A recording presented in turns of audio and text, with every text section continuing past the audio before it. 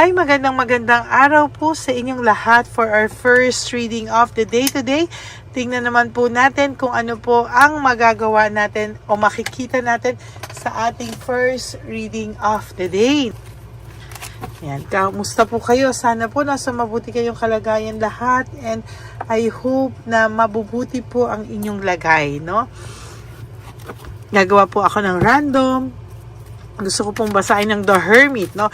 The Hermit is about pagre-reflect, no? So, tingnan po natin kung ano po ang makikita natin sa reading of the day. Okay? I have so much desire for you, no? Sa nakikita ko po ay meron pong tao dito na naiisip niya po na grabe yung desire niya sa'yo. You are so very special. Ngayon niya lang naiisip to, no, na meron siyang desire sa'yo, na you are so special sa person na ito, no. And sa nakikita ko po talaga is medyo nagkamali lang po siya, no, dahil siya po ay nagkaroon ng iba. There is someone, ano, nagkaroon po siya ng third party. Maybe for some of you, itong tao pong ito ay talagang hindi niya po inaasahan na siya po ay nagkaroon ng iba, at marami po sa kanyang nag-advise ng mali, no?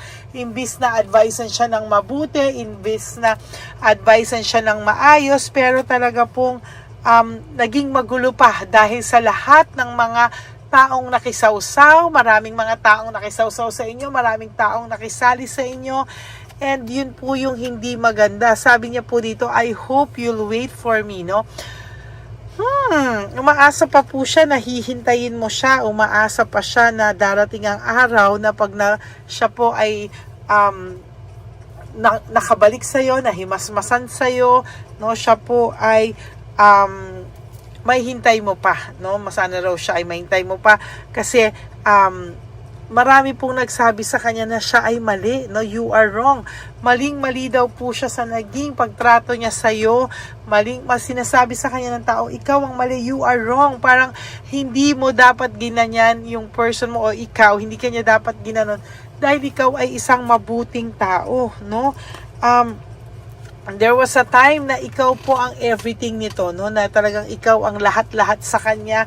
And ngayon naiisip niya na, ay, bakit ko nagawa sa kanya to? Bakit, no? Talagang dati you used to be very in love, no? Naging in love po kayo sa isa't isa, at talagang hindi nyo akalain, nagulat na nga lang din kayo na nangyari ito sa inyo. And somehow, itong taong to ay natatakot, no? Sana daw makinig ka sa puso mo, at sana daw malaman mo pa din, at pag narinig mo yung puso mo na siya pa rin daw ang nilalaman nito. Eh di wow, no? Pagkatapos kanyang saktan, gusto niya pa, siya pa rin ang mahal mo, no? Ay, sabi niya po talaga, you have to wait daw. Please wait for this person daw. Please wait for him daw. Ihintayin mo daw siya. Sana daw ay mahintay mo siya, no?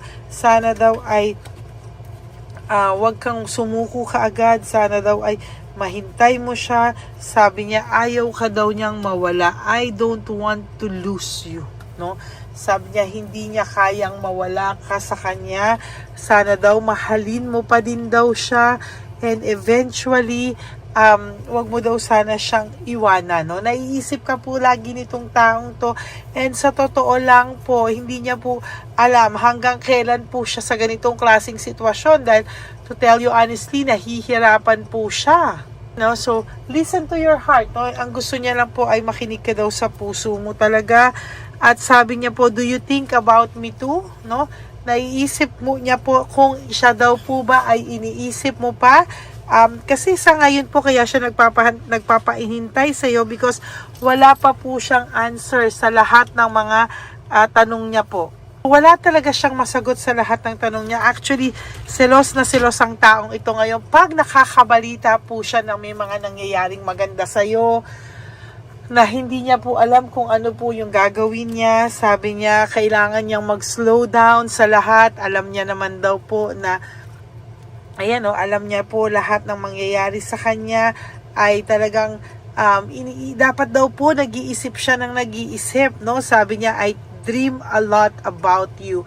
Too much, no? So, totoo lang, iniisip ka po niya hanggang panaginip niya, naiisip ka po niya at hindi niya po alam hanggang kailan po siya magiging ganito. Sabi niya, pag binigyan mo daw siya ng pagkakataon someday, kung pinaniwalaan mo daw yung pagbabago niya someday, I would do anything for you. Babawi daw po siya sa'yo. Pero wag ka po agad maniwala.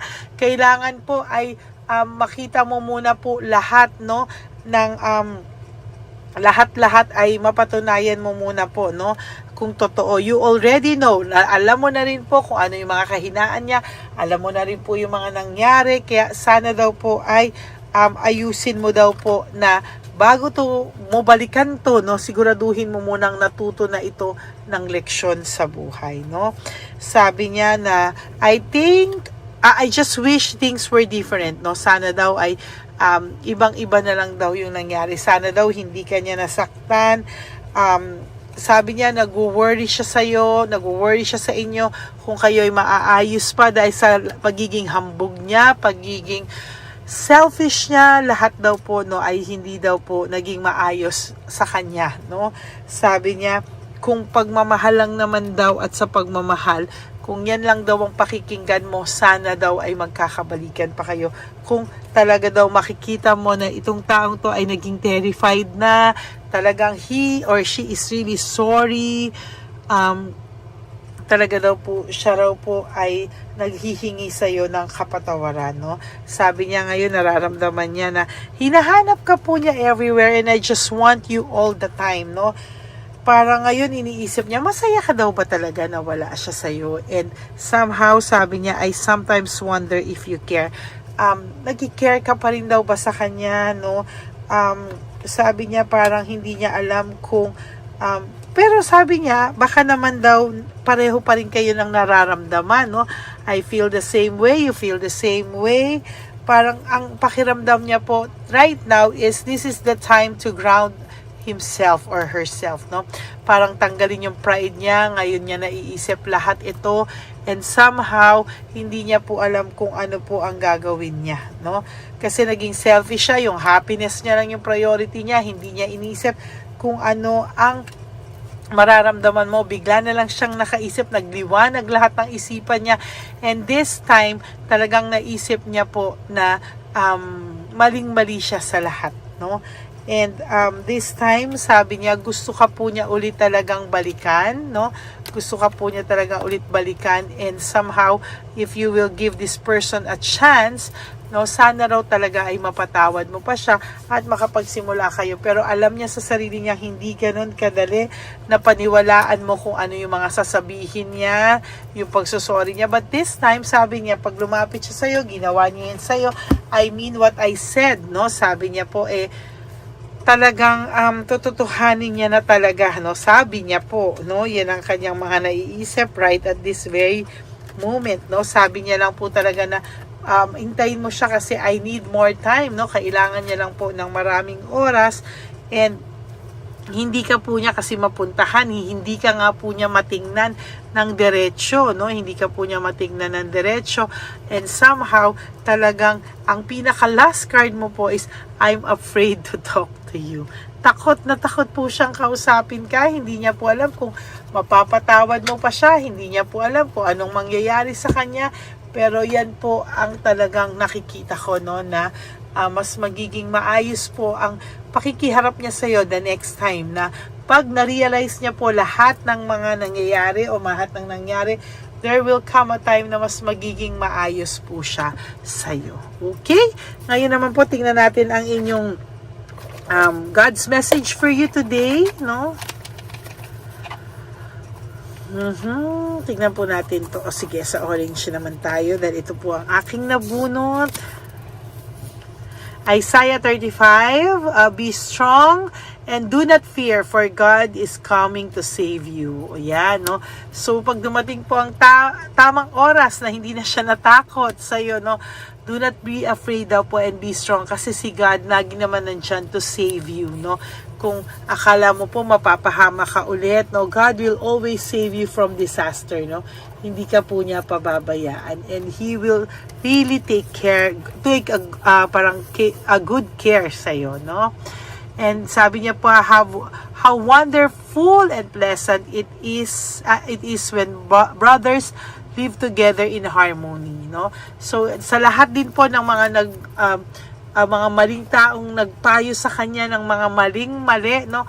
Always remember that God is in control of everything, no? Huwag kayong mag-alala kasi sa nakikita ko po, mas magiging maayos ang susunod nyo. And for your last message for today, tingnan naman po natin ito. Ay, ang ganda. Nabunot ko rin po ito ng isang araw. For I know the plans I have for you, says the Lord. They are the plans for good and not for disaster, to give you a future and a hope, no? So, nabunot ko rin po kahapon to. Nire-reassure lang kayo ni Papa Jesus dyan. Let me get one na hindi ko pa nabunot. Pero ang ganda po nun kasi inire-reassure ka po niya doon, ano? And do everything with love. 1 Corinthians 16:14. Wow, no? So yan po ang inyong mga God's message for you today, okay? So maraming salamat po sa inyong lahat. Thank you po. That is our first reading for today. I hope na naka-resonate po kayo, and if you do, can you please give me a like and comment down below para alam ko naman po kung ano po ang inyong feelings right at this very moment. Okay? And for those of you who would like to have a private reading with me, my official and only legit FB and Messenger account is Lady Lee Elena. So that's LADYLY Elena. Ang YouTube account ko po is Lady Elena. Can you please subscribe and hit the bell para po updated kayo sa ating mga readings palagi, no? So, ayan, maraming salamat po sa inyong lahat. And of course, to my ever solid, loyal, and faithful na Lady Elena family, I love you all from the bottom of my heart. Mahal ko po kayong lahat. And always, when you wake up each day, you do 3 things that will make you happy for the day. Prioritize yourself, make yourself happy, and always choose to love yourself, because self-love is still the best love of all. And you have to realize that life is so short. Don't make it shorter by stressing yourself from all the pains and heartaches na binigay sa inyo ng kahapon. Just surrender everything to the divine universe and just let go and let God write your life and love story. Ako po ay magbabalik for another set of reading for our second reading of the day. At wag po kayo mag-skip ng mass, okay? God bless you all, and sana po maging matatag pa kayo sa bawat pagsubok sa buhay, no? Ito pong mga tarot cards ay just a guidance sa inyong everyday life, but of course, it's really God's will, no? Kay Lord pa rin po tayo, because He will never let us down, no? Kaya wag po kayo malulungkot sa lahat, and always be mindful and grateful sa lahat po ng mangyayari sa inyo. Okay, maraming salamat po sa inyong lahat. May God bless you, and I love you all from the bottom of my heart. Magbabalik po ako for another set of reading for our second reading of the day. For the meantime, I hope na panood nyo muna po lahat ng readings natin kahapon bago po kayo tumalon dito po sa ating first reading of the day. Okay, God bless you all, and I will be back again for another set of reading. I'll see you again later. Bye!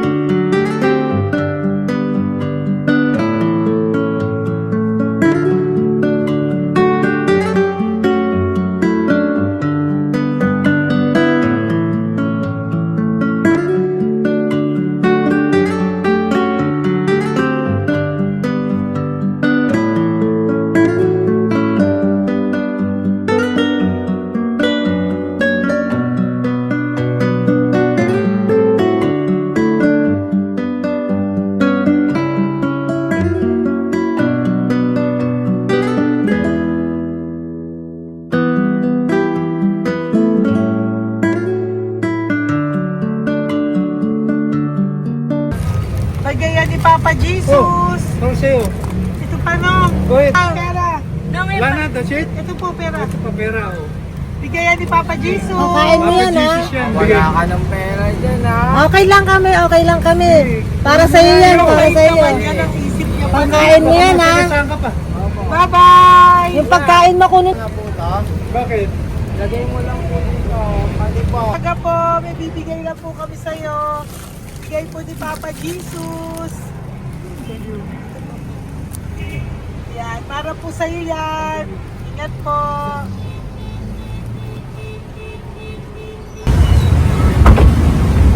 Gandang tanghali po. May bigay po si Papa Jesus sa inyo. Salamat po. Salamat po. Ito po. Salamat po. Sige siya po kayo sa Kampaw. Thank you po. God bless po, nanay. Apo, apo, apo. Ano naman po. God bless.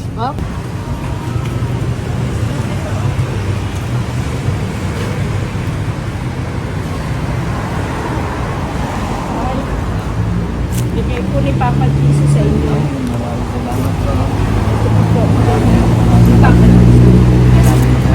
God bless po.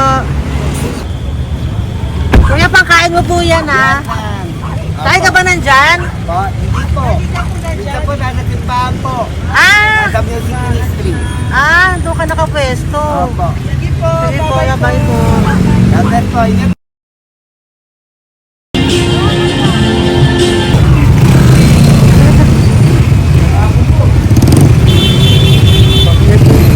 Papa Jesus.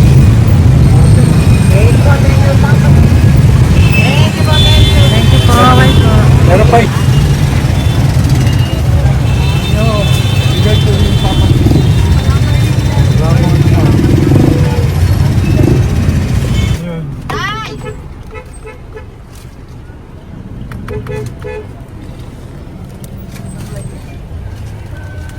Yun. Tay, para sa iyo po, bigay po ni Papa Jesus. Papa Jesus, eh. Tay, bye-bye. God bless po, God bless.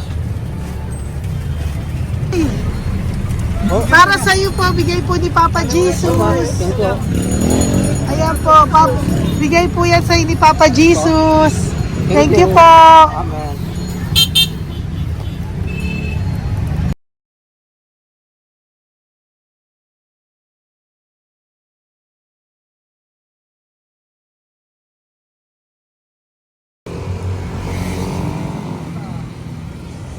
Bigay ni Papa Jesus.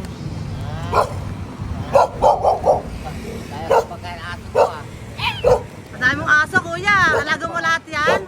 Oras na eh. Hindi, sa isya na sa iba. Kalagala. Ay, talaga? Salamat po. Kalagala ko. E, paano pagkain yan, kuya? Saan mo kinukuha? Salamat tambay ko. Lahat. Ang dami. Ang dami niya pong aso. Oh, ang daming aso ni kuya. Sais. May nagbibigay sa inyong pagkain. Nangangalakal ako. Okay po. Tapos, Hayaan mo kuya, pag nadaan ako, bibigyan kita ng dog food dito, ha? oo. Dito ka lang ba lagi? Dito ako natutulog. Okay po, sige. Okay po. Marami din akong aso sa bahay, eh. Salamat po. Okay po. Isa. Kuya, pangkain mo yan, kuya.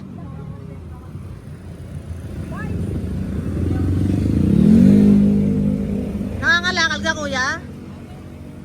Sige po, thank you po. Maraming salamat, ma'am. May pagkain ka, nanay. Sa hirap ng buhay ngayon. Ba't nandito ka, nay? Tagasan ka ba? Yung arthritis ang sakit ko eh. Tagasan ka ba, nay? Sa plado eh. Sa Pladway. Oo. Okay po.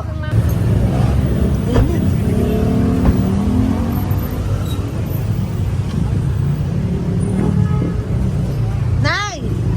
Bibigay ako sa'yo. Natandaan mo na ako. Ito. Ako po. Si tatay. Si tatay. Thank you, Nay. Habay po.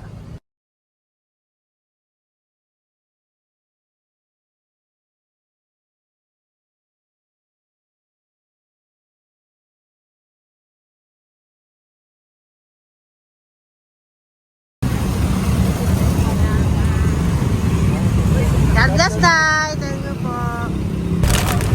Pabigay po. Bigay po ni Papa Jesus. Salamat po. Bigay bigay po ni Papa Salamat po, Jesus. Ito ate. po, oh. Salamat po. Bigay po ni Papa Jesus. Ito pa po. Salamat po, tay. Salamat po, tita. Bye-bye po. Maraming po salamat. Kayo, ate. Opo, ingat po kayo. Taga saan po Ingat kayo? Taga Tayabas, Quezon po kami. Mga Aita po kami sa Quezon, mga katutubo. Sige, ingat po. Salamat God bless.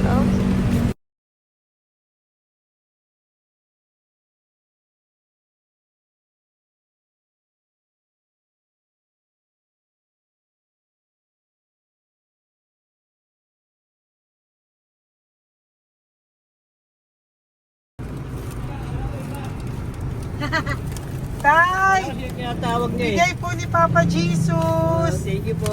Ayan po. Sobrang Ang sipag mo naman, tay. sipag niyo naman po. Kanina po kasi, taglagas ngayon, taglagas. O, pang merienda niyo po yan, Sige po, ha? salamat po sa inyo. Tapos yung road bags po, Kala ko uwi niyo sino po. binubusinahan niya eh. Sige Thank po, you na bye-bye po. Thank you po, salamat po, bye-bye.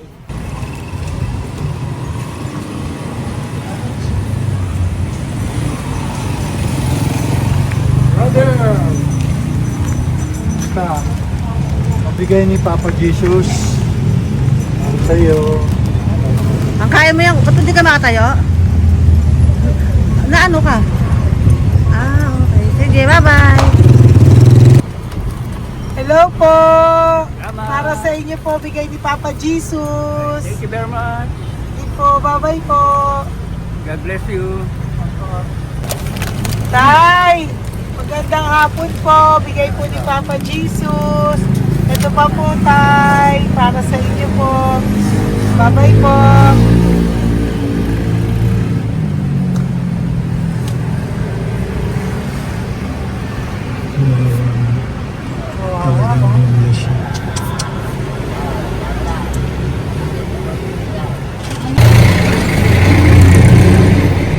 Ate, na lang. Baka maano siya. Ito po, bigay po sa'yo ni Papa Jesus. Ito pa po, pera po. God bless po. Okay. Taga saan ka po? Sige, ingat ka po, Hello po, magandang hapon po. Ano po? Bigay po sa'yo ni Papa Jesus. Thank you, madam. Tsaka ito pa po, para po sa'yo. Salamat. Thank you po, ingat po. Thank you, ma'am. Sige po. Salamat. Akala ko, ma'am, bibili. Ay, hindi po, para sa'yo po yan. Bye-bye Thank you, po. ma'am.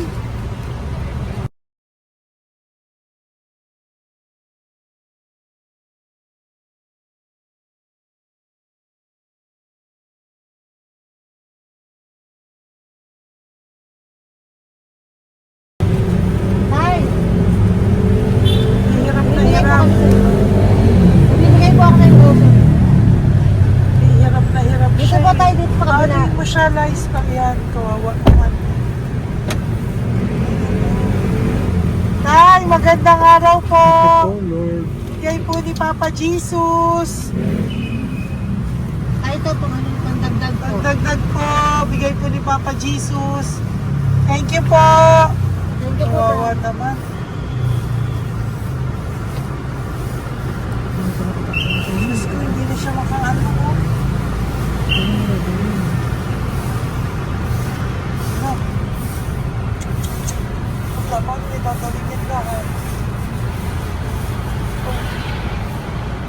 Ano kami yun, narinig ko lang. Siyempre, ang bigat niya.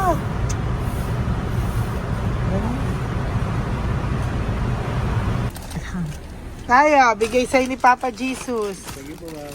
Ay, yung palinis po, ma'am. Hindi na po, okay na Thank you po. po. Ito po. Thank you po. ma'am. Thank you, sir.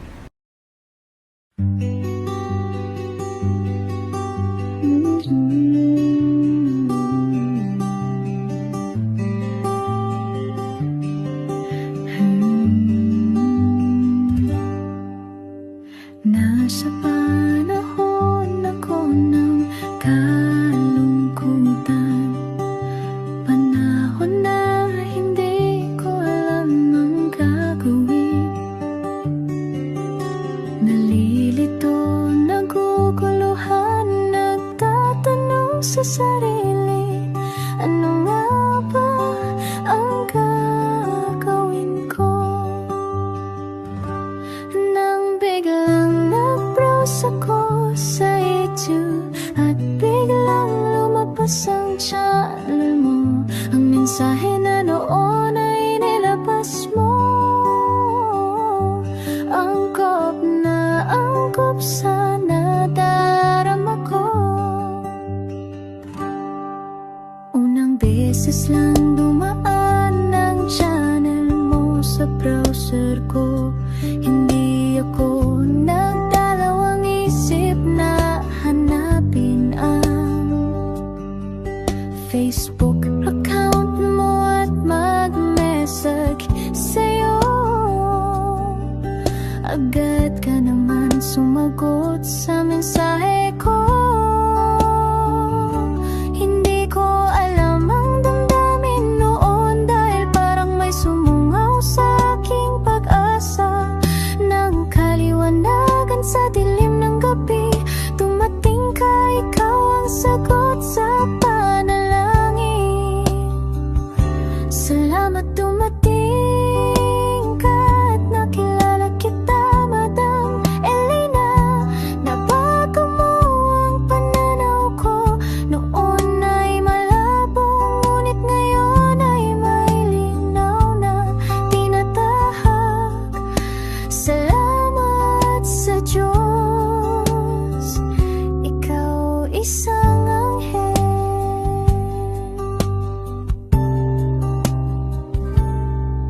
na inihulog sa lupa upang kami ay tulungan na magkaroon ng linaw sa buhay.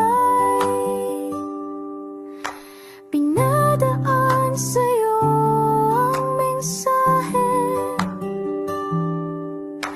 na naisip